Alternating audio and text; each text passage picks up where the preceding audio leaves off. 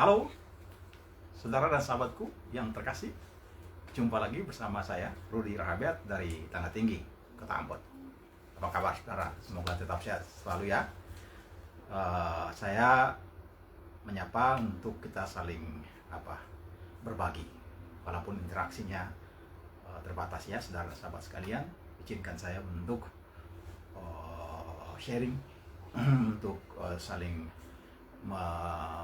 berbagi perspektif atau sudut pandang. Nah, saudara sahabat sekalian, ini tanpa terasa ya kita sudah tiba di hari yang ke-15. Itu berarti kurang lebih 15 hari lagi kita sudah mengakhiri tahun 2025. Cepat sekali ya waktu kita berlalu. Tetapi saya percaya bahwa waktu yang tersedia bagi kita sudah coba kita manfaatkan dengan sebaik-baiknya.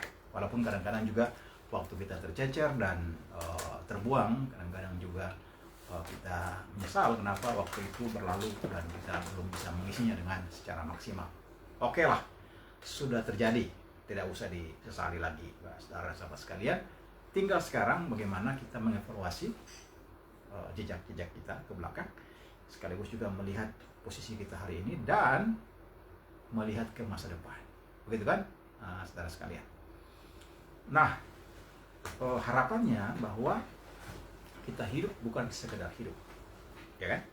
Tetapi kita hidup harus memberi makna, ya, memberi makna atas hidup. Dan hidup yang bermakna adalah hidup yang berarti bagi sesama. Pada saat yang sama sebenarnya juga berarti bagi diri sendiri. Ya, jadi hidup yang bermakna adalah hidup yang berdampak bagi kepentingan bersama. Nah, oleh karena itu, saudara dan sahabat sekalian, pertanyaannya adalah sudah seberapa sering kita melakukan hal yang baik bagi orang lain? Saya kira itu pertanyaannya ya, saudara sahabat sekalian, dan saya yakin bahwa langkah itu memang kita sudah lakukan. Mungkin yang perlu kita lakukan lagi adalah memperluas cakupannya. Kita tidak hanya terputar-putar pada circle ya, atau lingkaran, misalnya karena kesamaan agama kita atau kesamaan suku kita, tetapi kita melintas batas. Jadi pergaulan kita, relasi kita, kebersamaan kita, komunikasi kita juga kita perluas, melintasi batas-batas. Kita punya relasi dengan sahabat-sahabat yang berbeda agama, sahabat-sahabat yang berbeda etnis, berbeda generasi malah, dan juga status sosial. Kenapa, saudara sahabat sekalian? Karena kita bisa saling memperkaya kalau kita keluar dari zona kita. Kita bisa menyimak orang lain, pengalaman orang lain, ya, pengetahuan orang lain, ya. Kita bisa saling belajar. Kita bisa memperkaya diri kita, ya, karena apapun kita ini, semua orang itu punya keterbatasannya. Jangan merasa bahwa kita sudah sangat tahu, ya, kita sudah lebih dari orang lain. Nah, pada saat itu sebenarnya kita belum mengenal diri kita sebagai manusia, karena yang namanya manusia kita pasti terbatas dan kita butuh orang lain dalam relasi-relasi, ya. Kadang juga saudara dan sahabat sekalian, dalam relasi-relasi itu ada relasi yang toksik ya, relasi yang beracun ya, karena semua orang berrelasi juga kadang-kadang dia ingin mengeksploitasi orang lain. Jadi dia hanya mencari kepentingan dia sendiri, yang penting dia aman, dia tetap berrelasi. Tapi kalau kepentingannya terganggu, dia akan exit, dia akan keluar dari circle lingkaran itu. Nah, saudara sahabat sekalian, ayo jangan kita memberi toksik ya, atau racun dalam relasi-relasi kita. Sebaliknya, mari kita membangun relasi yang saling menghidupkan, ya.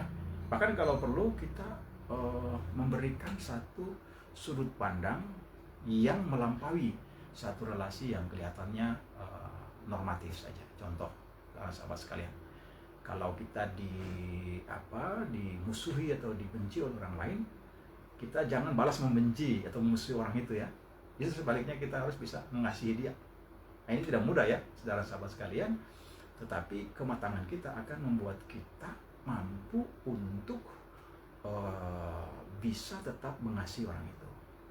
Pertama sekali, kita belajar mengampuni, ya. Jadi kita mengampuni orang itu, kita tidak mendendam dia. Tapi yang kedua, kita mengasihi dia dengan lebih tulus lagi, ya. Karena dalam kitab suci ada ayat yang mengatakan bahwa kasih menutupi banyak sekali pelanggaran atau dosa. Jadi untuk apa kita mendendam? Untuk apa kita menahan kebencian ya? Kebencian itu seperti juga racun yang kalau kita pendam terus-menerus dia akan bisa memberikan dampak yang negatif bagi kita. Nah, saudara, waktu tidak akan kembali lagi, waktu akan terus berjalan. Kita sudah tinggal 15 hari lagi mengakhiri bulan ini, bulan Desember. Dan oleh karena itu, mari kita saling bersinergi, kita saling bersilaturahmi ya, dan kita mempunyai komitmen yang kuat ya untuk membangun hidup bersama yang damai. Walaupun kita juga tahu bahwa ada banyak ketidakadilan terjadi di mana-mana, ada banyak kemiskinan yang kadang-kadang membuat kita juga prihatin. Kapan ya orang-orang miskin itu bisa keluar dari lingkaran kemiskinan? Kapan ya praktek-praktek kekerasan itu terjadi di mana-mana? Kapan ya krisis lingkungan hidup ya itu bisa berkurang? Dan saudara kita di Sumatera, di Aceh, itu bagaimana bisa keluar dari krisis-krisis, multikrisis atau polikrisis yang terjadi. Dan ada orang atau sejumlah orang yang juga hidup dalam kenyamanan-kenyamanan mereka, karena mereka mempunyai jabatan, karena mereka mempunyai kekayaan, mereka mempunyai modal yang bisa saja membuat jurang ya, satu jurang yang sangat dalam antara yang kaya dan yang miskin, orang yang mempunyai sesuatu dan orang yang tidak mempunyai apa-apa. Saudara-sahabat sekalian, saya hanya mau menggugah, kalau tidak mengatakan menggugat eksistensi kita, karena kita mengusahakan keadilan bagi semua, kita mengusahakan damai sejahtera bagi semua ya. Kalau itu juga salah satu tema perayaan Natal yang sedang kita hidupi ya. Kita berusaha juga menata bumi sebagai rumah bersama yang aman, damai bagi semua ya. Ini satu agenda kemanusiaan yang mesti kita kerjakan bersama-sama, saudara-sahabat sekalian. Tidak bisa kerja sendiri, tidak bisa satu agama kerja sendiri, satu kelompok kerja sendiri, pemerintah sendiri, masyarakat sendiri. Kita butuh kolaborasi, kita butuh sinergi.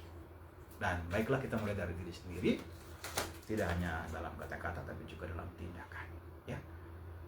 Mari saudara-sahabat sekalian, terima kasih untuk semua bentuk komunikasi, relasi-relasi yang kita bangun sampai saat ini di dunia nyata maupun juga di dunia maya seperti saat ini ya. Tentu saja kita hari ini hidup di era digital, kita bisa saling menyapa ya, menghasilkan konten-konten yang positif, konten-konten yang bisa menggugah, konten-konten yang bisa mengedukasi, mencerahkan, supaya kita tidak menghasilkan sampah ya. Ada istilah garbage in, garbage out, sampah masuk, sampah keluar. Masukkan jangan sampah ke dalam pikiran kita, dalam hati kita. Masukkanlah hal yang berkualitas, hal-hal yang bergizi, gagasan-gagasan ya, berbagi praktek-praktek positif, sehingga ya, hidup kita di tahun ini tetap kita syukuri dan kita benahi, sehingga di tahun depan kita kiranya lebih baik lagi. Demikian saudara-sahabat sekalian, terima kasih atas kesediaan menyimak sharing yang saya sampaikan. Sampai jumpa lagi, Tuhan memberkati.